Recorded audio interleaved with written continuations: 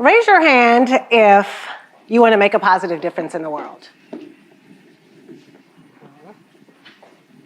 Raise your hand if 2020 is going to be the year you step into greater leadership. All right, thank you. I am Akanke Adefumi. It's good to be here with you. There's a saying that goes, 80% of success is just showing up. So I can't reach all of you from here. So raise your hand and give yourself a pat on the back and say, congratulations, self, for showing up. You have made one of the wisest decisions you'll ever make for yourself, for your career.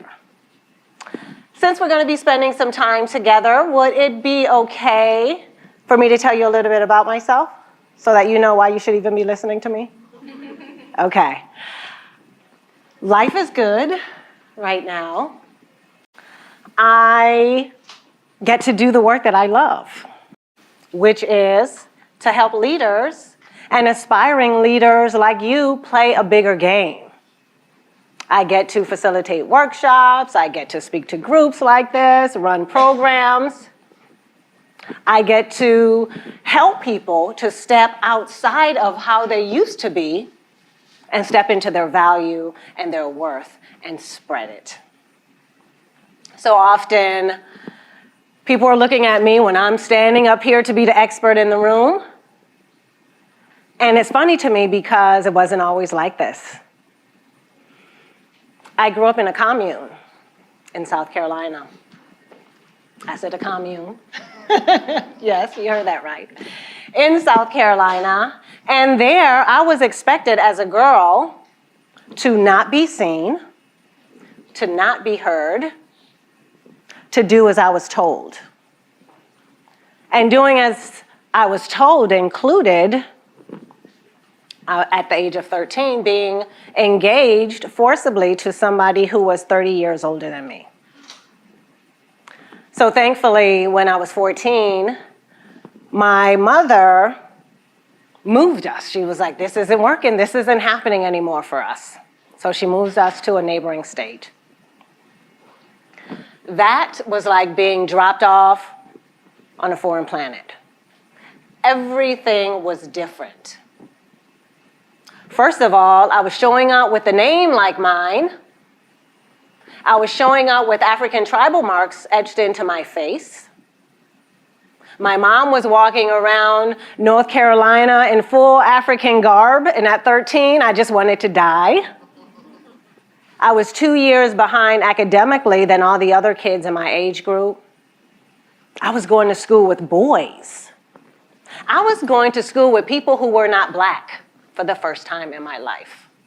I was living around people who didn't look like me. So I chose at that point to not be seen, to not be heard, to hide myself.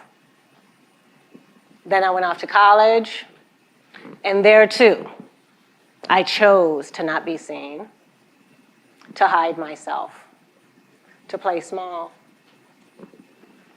Ultimately, I got married. I had 2 amazing kids. And in that marriage, I lost myself completely. And so it wasn't until I found myself in divorce court, to my surprise, and piecemealing a career together, that I became aware of how many years I had been hiding myself. How many years I had been giving away my power, letting people take it from me. I didn't even know I had power. Interestingly enough, because of that breakdown in my life, it ended up being a breakthrough for me. It ended up being a blessing, the biggest blessing in my life, because that was when I found my power and I stood in it. I claimed it. I started trusting in my own personal power. And then I started applying that power in every direction of my life. And so now I get to speak with groups like this.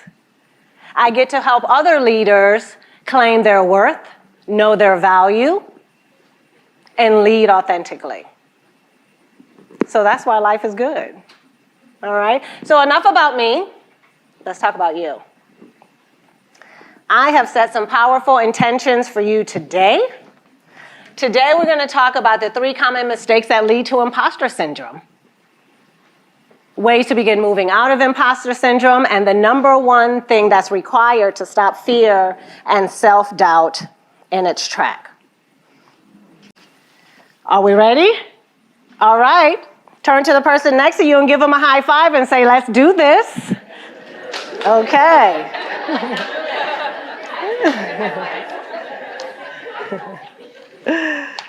And we're going to be doing a lot of things together, high-fiving and all sorts of stuff together. So if you don't have anyone next to you, you may want to shift your seat a little bit. All right. So let's get on the same page. What is imposter syndrome? It is that persistent feeling of being a fraud, the fear of being found out, the belief that you lack the skills or the competencies to be successful, despite the external recognition and evidence that you achieve results, that you bring results, all right? Those suffering from imposter syndrome don't accept, they can't internalize their successes, all right? So now we're all on the same page about what that is. How many have ever felt at least some smidgen of this at one time or another? Yes, thank you for being human. Thank you. Okay, and we're going to talk about self-mastery. Self-mastery is having authority over your mindset, over your behaviors, and ultimately your results. It's having the capacity to overcome fear and self-doubt and confusion and that inner resistance that can show up when we're playing bigger. It provides clarity, decisiveness, momentum, and power. So we're going to be talking about that as well. But I want to talk about imposter syndrome first, all right? So we're going to dive into our 3 mistakes. And the first mistakes that can get in our way is that we're often unaware of the fear, of the desire-fear dynamic. As human beings, we are in this constant push and pull relationship with ourselves, right? We want to have more, we want to do more, we want to be more, give more, yet we want to feel safe, we want to feel secure, we want to feel comfortable, right? Can I get an amen? So, for example, we want to increase our visibility, but then we're afraid of being criticized or judged or being disliked. We want to lead projects and teams, but what if we fail? What if I can't handle it? Or we want to give immense value to our team, to the organization, but what if I end up burned out? What if it's too much? My boundaries aren't that strong. Or we want to get this promotion, step into a promotion, but then, what will my coworkers think? What about the other ones? Are there, it may cause some friction in my relationships. We may have people in our families that don't want to see us promoted. Well, what are they going to think? What might they say, right? So it's kind of like this. It is this, I want this.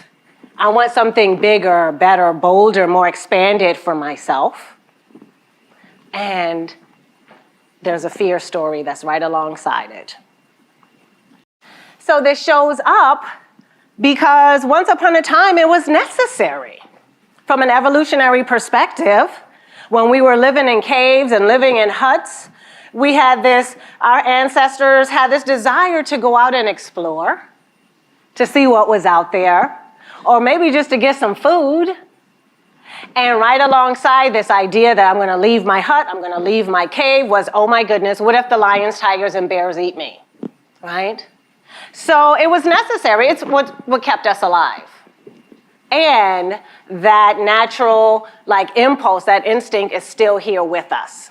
All right? So as professionals, as leaders, you are consistently going to be pulled into greater possibility for yourselves, right?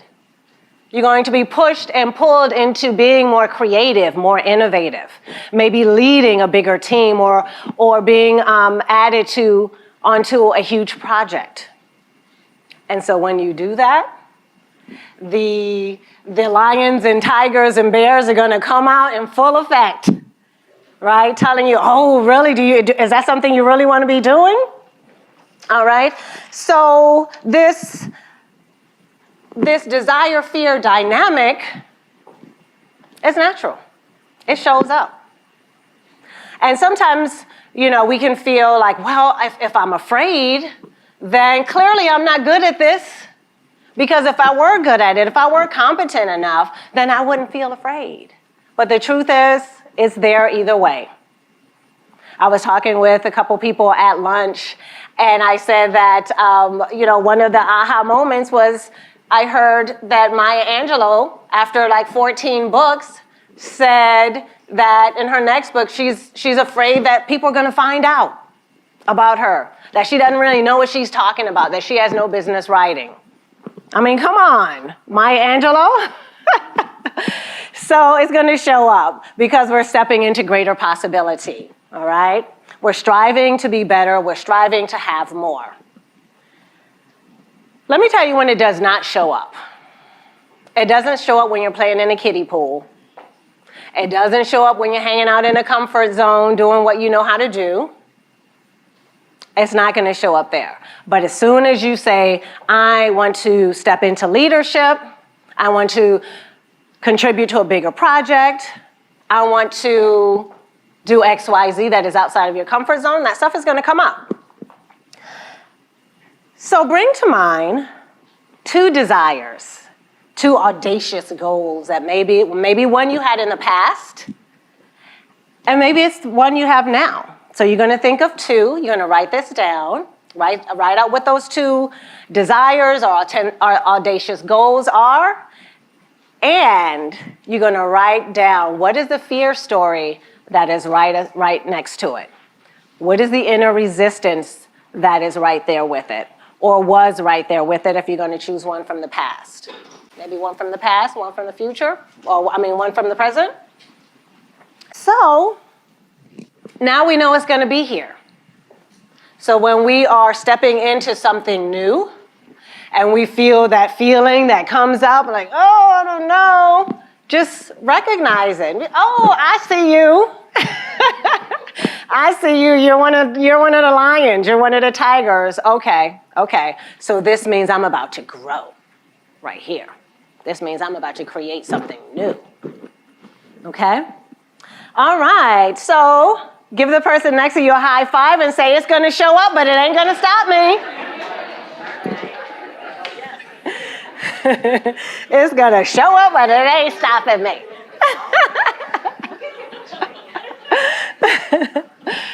All right. And here's your exercise you just did. So the next way we can get in our way without realizing it is that we're not present to the current imposter experience. So what is an imposter experience? An imposter experience looks like procrastination. It looks like overly focusing on what people might think or say. Imposter experience could be perfectionism, comparisonitis, comparing ourselves to what other people are doing or saying, overperforming, overanalyzing, trying to be in control, so maybe not delegating, needing help but not asking for it, collecting opinions. What do you think about this? What's your opinion? What do you think? What do you think, right? Instead of trusting yourself. And yeah, it's good to ask for opinions, but sometimes, I don't know about you, but I can find myself asking the wrong people for opinions.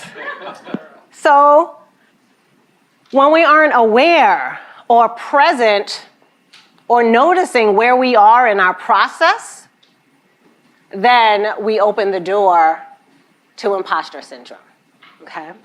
And when we're in that imposter experience, we can be very self-critical, self-judgmental, and also critical and judgmental of others. It leads to anxiety, it leads to stress, and it negatively impacts our leadership ability. So when we are aware of the experience we're having, when we're, oh, okay, I'm noticing where I'm spinning, then we can interrupt it. We can disrupt it. And then when we disrupt it, well, then we could just move right on out of it. Okay? So we are going to ground in this a little bit more. First, I want to share a client story. So I worked with a client. She'd been in this organization for about 20 years. And she was often the only African-American woman in the room. And she had gotten consistent feedback that she wasn't visible enough, that she wasn't influenced. She needed to up her influence game. The thing with her was that she would sit in these meetings with other managers, and she would sit there with this dialogue going on in her head. They're going to know I'm incompetent.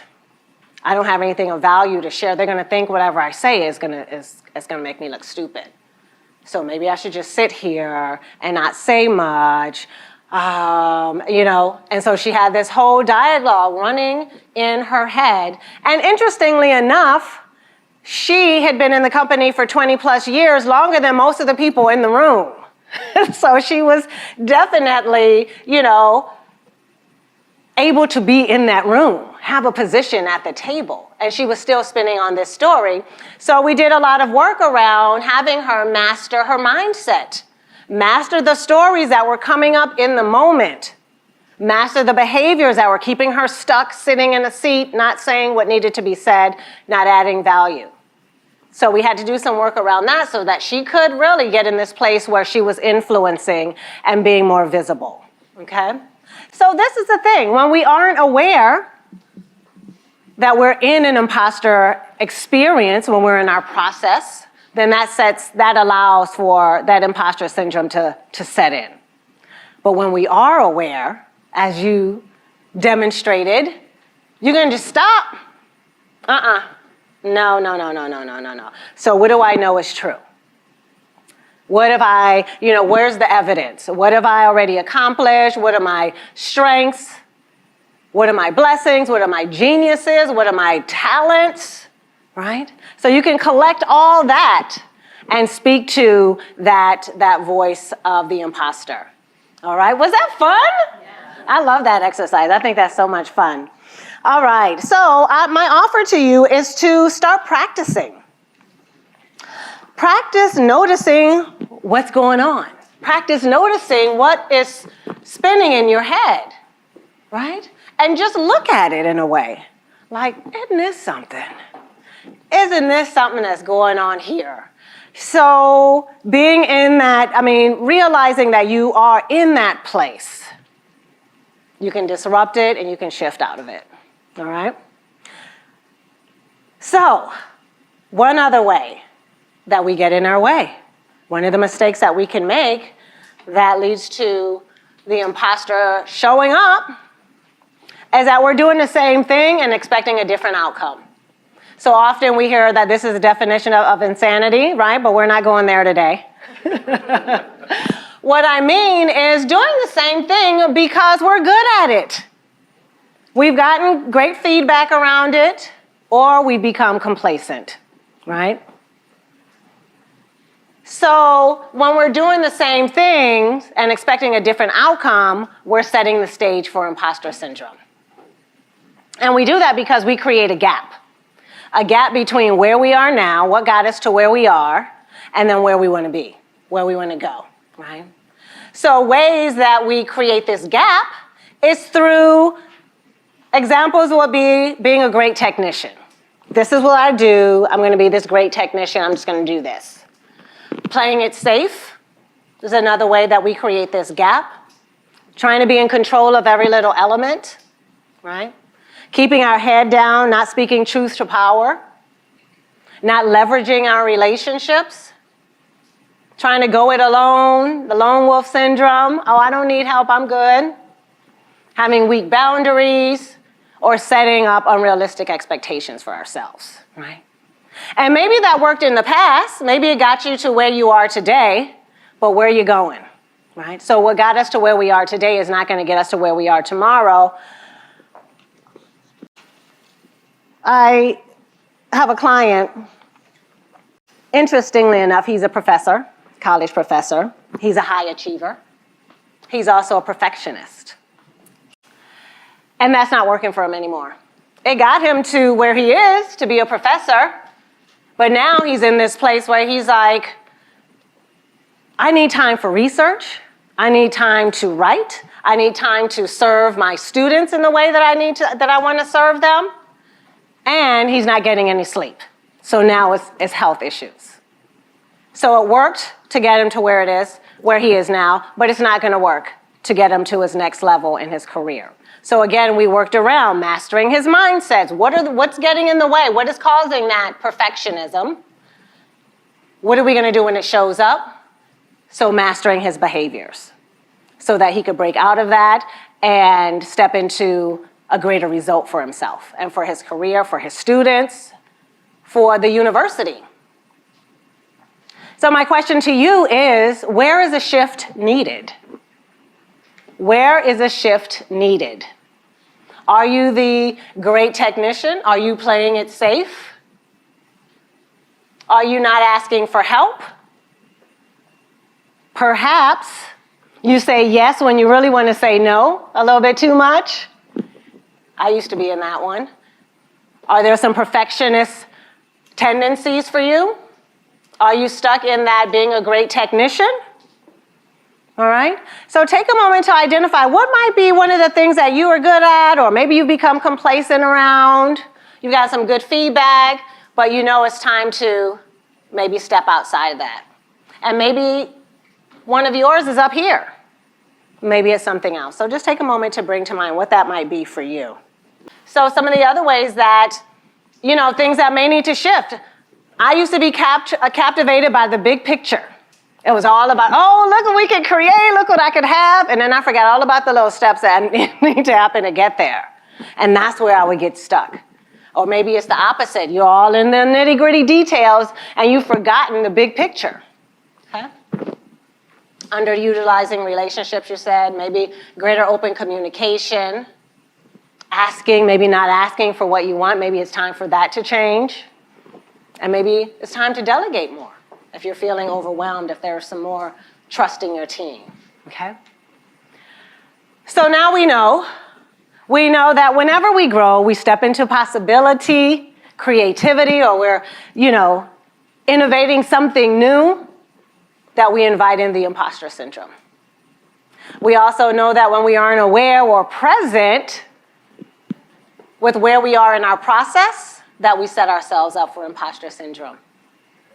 We also know that now when we do the same things and expect a different outcome, then we're opening the doorway to the imposter syndrome.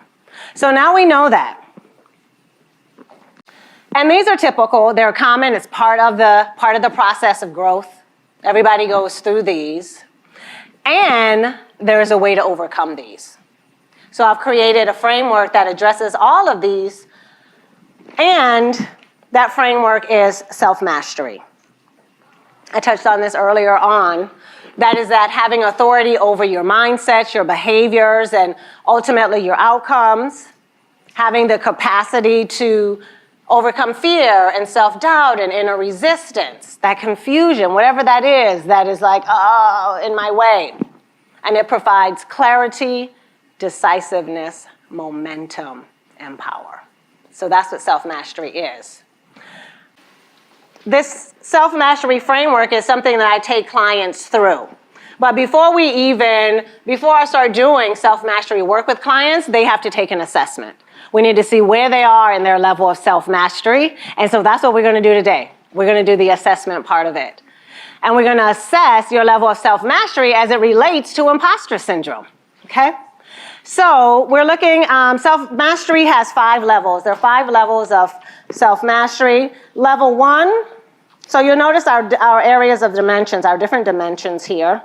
Power, time and attention, value to the organization, influence, all of those areas.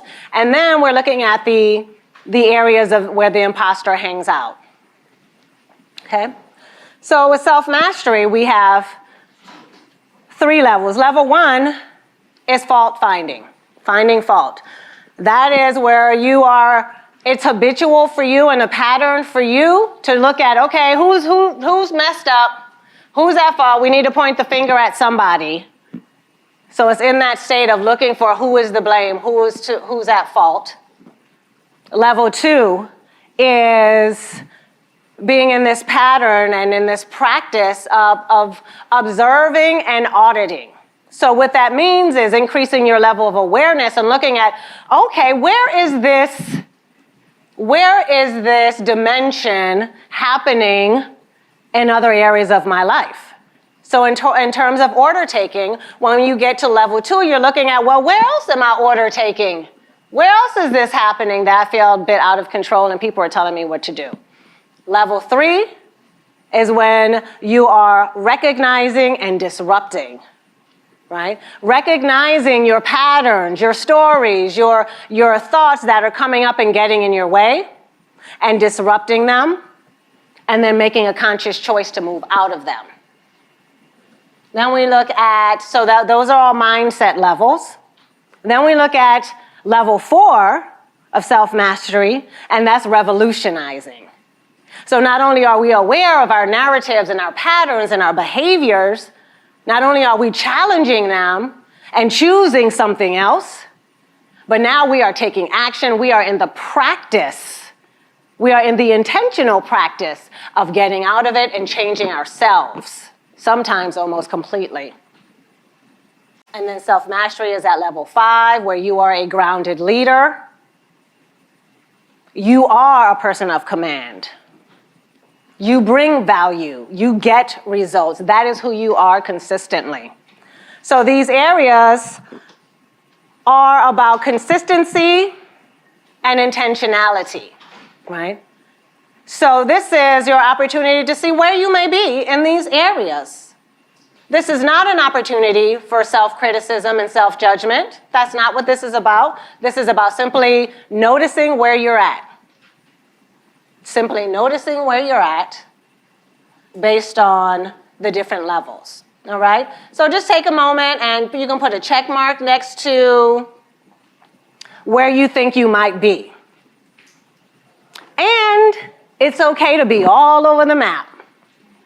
Maybe you're level 1 in one area, in risk, right? Or maybe you're at a level 3 when it comes to being busy versus giving value.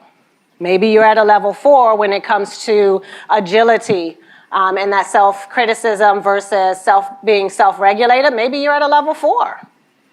All right, so here's the thing. No matter where you are, where you land in terms of these levels, you always want to be thinking, what's my next level of mastery? What does that look like for me? What does that look like for my team? What does that look like for the organization?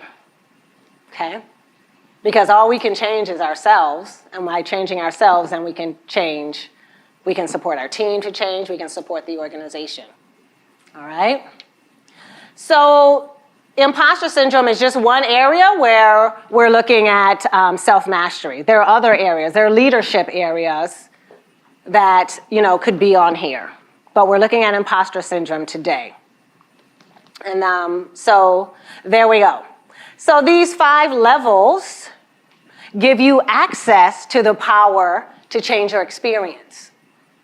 These 5 levels give you access to advance your leadership, That's what these are all about. What's my next level? I'm at a level 2 today. Over this next few months, I'm going to keep moving up into my next level. What does that look like for me? All right. Thank you so much. It's been an honor to be here to serve you today, and welcome to Self Mastery.